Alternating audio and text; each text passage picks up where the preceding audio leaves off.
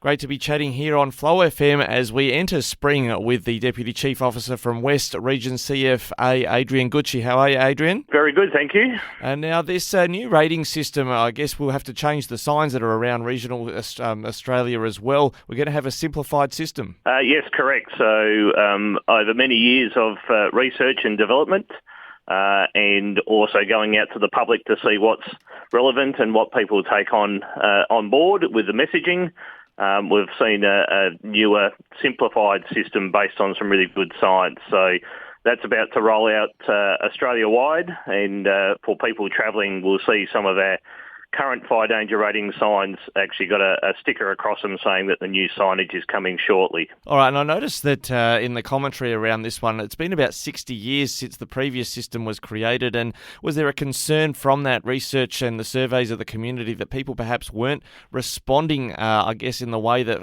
emergency services would like when it came to warnings that were being issued about fires? So you're right, 60 years of the previous signage and previous fire danger ratings. And as we've seen over the last couple of decades, we've had significant fires across Australia. And there's been a lot of research that come out from the Victorian Royal Commission was when it was first discovered and I suppose put forward to change and look at a simplified system that was Australia-wide. So a lot of research has gone into this over the last 10 years or so, brought on again a bit more after the Black Summer bushfires of the 2019-2020 fire season that has seen it put in place ready for this year. Now, are you able to walk us briefly through, I guess there's only now 4 to go through, isn't there? There was about 7 or so before, what the ratings each of them mean? Yes, correct.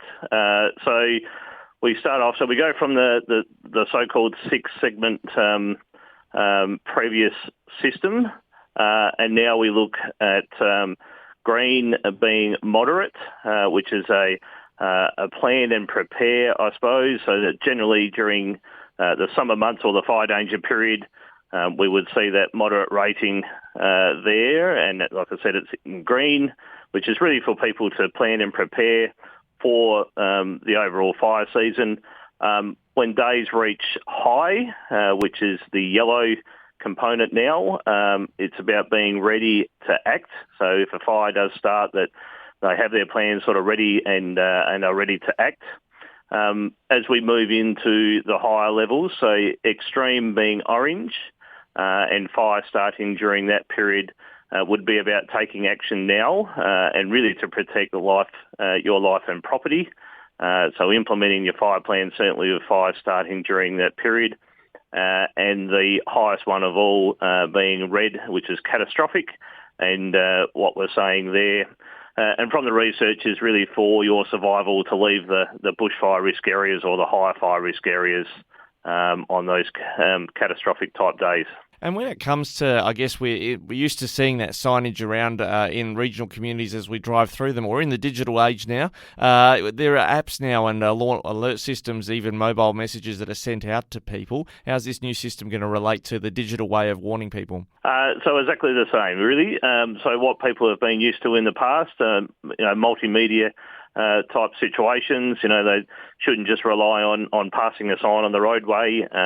Each of the fire agencies put out warnings in every part of the fire danger period days, backed up by the Bureau of Meteorology. So all our digital media is in the process of changing currently, and you'll see that the new ratings will come out as we move into the fire danger period for this year. So I gather is the best app people should have in Victoria from, I guess, the CFA point of view, the Vic Emergency app? Yeah, that's correct. So Vic Emergency app, but also tune into radio stations like yourselves as they're travelling through the countryside or moving about, and obviously they can get their messages from multiple different sources as they move throughout Victoria. But I suppose what's quite important with the new fire danger rating system, that this is Australia-wide. So, being in South Australia, you would see the same warnings and messaging around the fire danger ratings, and as you move into Victoria and then into New South Wales. So it's an Australian-wide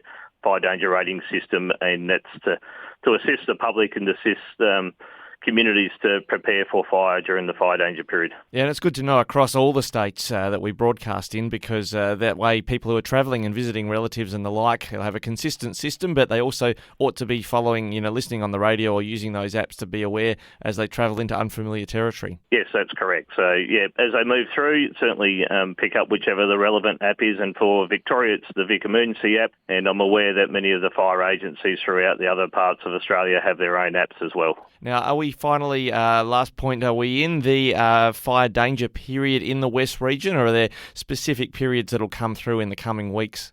So we're just looking at the conditions now, and as was announced at the Australian Fire Authority's seminar in Adelaide there in the last couple of days, so we're looking likely with La Nina type effects being in place, probably a bit more wetter spring, but what that leads to is to significant grass growth as we move into spring now, today being the first day of spring. So we would expect that over the next 2 to 4 weeks we'll start to look at how the grassland curings are going, and when it reaches a certain point, then each of the districts across CFA, and probably highly likely more so on the west border areas, that they'll come on first. So we haven't yet decided when that'll occur, but during the spring months, it's the best time for the public and the community to start preparing for the fire season that will come. Adrian Gutsche, Deputy Chief Officer from the CFA West Region, thanks so much for that very important information about how we can be better prepared for bushfire this coming season. Thank you.